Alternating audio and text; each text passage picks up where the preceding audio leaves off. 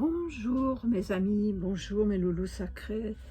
Eh bien, en ce moment, je suis dans le sentimental et je suis tombée sur cet oracle de la sexualité sacrée qui a été créé par un homme, Alain Hérine, et illustré par une femme, Karine Zibo. Et donc, ça m'a interloquée. Je me suis dit, eh bien, pourquoi pas, je vais me faire un tirage avec cet oracle.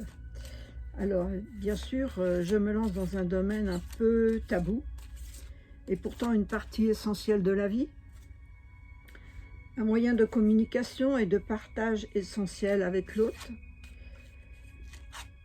une sexualité qui propose une meilleure écoute des corps et surtout des sens, du cœur, pour faire de l'acte charnel un pur moment de joie et d'humanité. Je pense que c'est plutôt ça. Eh bien, bien sûr, combattre les habitudes et les tabous, ce qui demande beaucoup de temps et beaucoup d'amour et beaucoup d'énergie.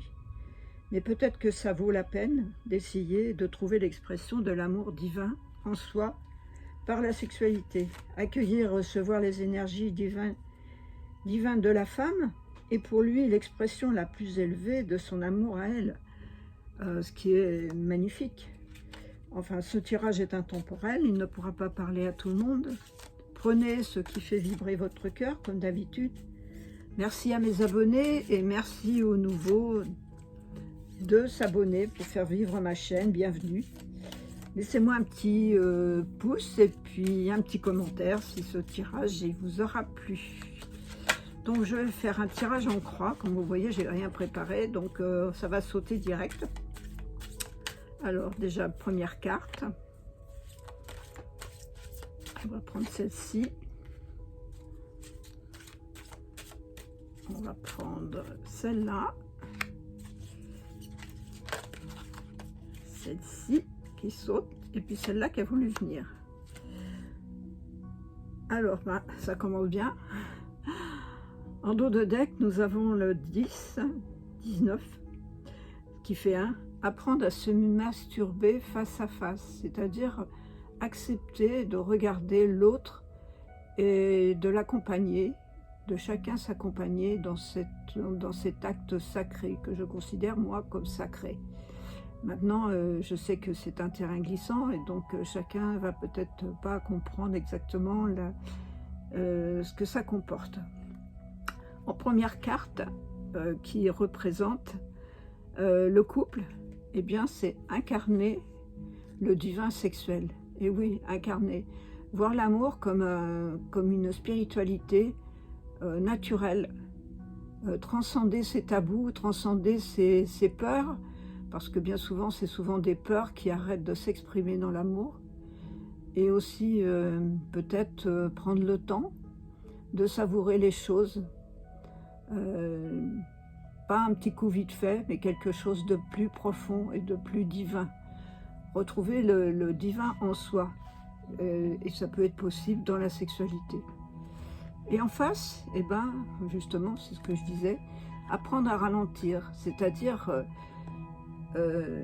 aussi expérimenter la tendresse, la joie d'être ensemble, de voir ça comme un moment de joie, de plaisir, et d'actes très haut placés dans son cœur et dans son esprit. Faire vibrer son cœur, prendre le temps de faire les choses dans une cérémonie sacrée, préparer cet acte dans une cérémonie sacrée, comme une cérémonie qu'on pourrait faire dans une cérémonie, en fait, tout préparer, les fleurs, la musique, le champagne peut-être ou pas, ou simplement même un coca, pourquoi pas. Voilà.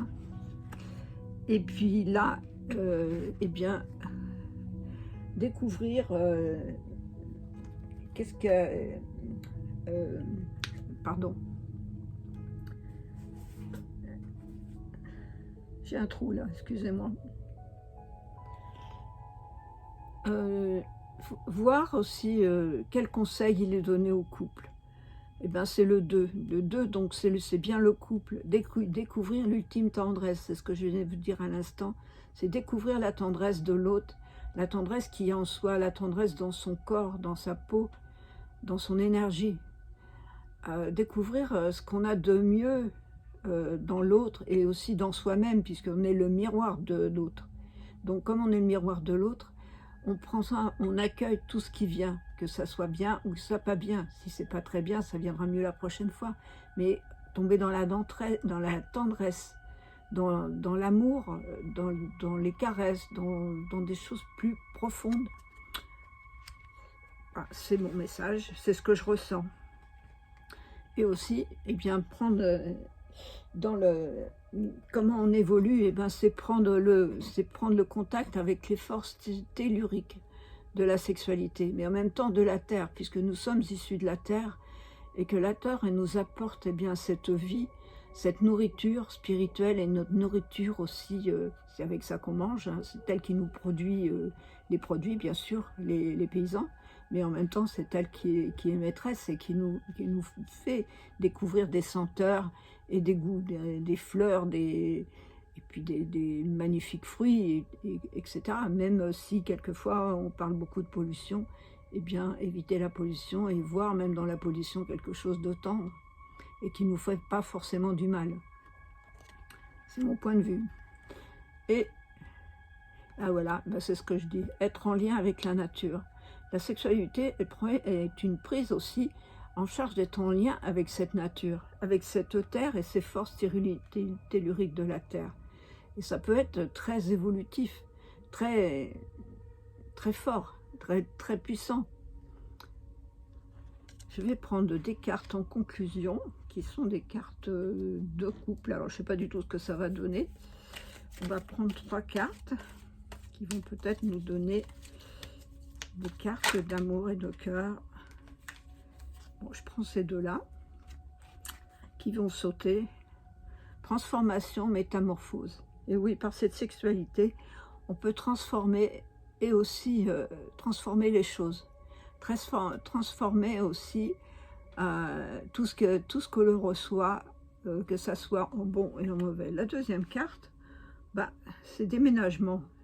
Le déménagement, bah, c'est le déménagement de ces énergies négatives, de ces pollutions qu'on a reçues vis-à-vis de la sexualité, de ces contraintes et tout, pour s'ouvrir à autre chose. Et l'échange bouge et avance. On fait avancer les choses et ça avance. C'est là la conclusion de ceci. Encore une carte, s'il vous plaît. Encore une carte, s'il vous plaît. Eh bien, voilà, c'est le nouveau départ. On peut considérer que la sexualité comme un nouveau départ, comme une nouvelle forme de naissance, de vitalité, de reconnaissance. Voilà, je pense que c'est important. Et en dos de deck, nous avions un message reçu. Le message reçu, le message que je vous donne, recevez ce message comme vous le pouvez, peut-être en bien, en mal, je ne sais pas, comme ça vous plaît. Et une dernière carte de conclusion avec la guérison de l'âme, qui est important aussi, puisque moi je suis toujours dans la spiritualité, l'âme et le cœur. C'est pour ça que j'ai créé un groupe cœur et âme. Voilà, la carte a sauté. Eh bien, voilà, l'enfant intérieur. Prendre soin de son enfant intérieur, parce que l'enfant intérieur aussi, participe aussi à la sexualité et aussi au bien-être de vous-même et au bien-être de son âme, parce que l'enfant intérieur, c'est votre âme. Voilà, mes petits amis. J'espère que ce tirage vous aura plu. Il est intemporel. Alors, prenez ce qui vous fait vibrer votre cœur.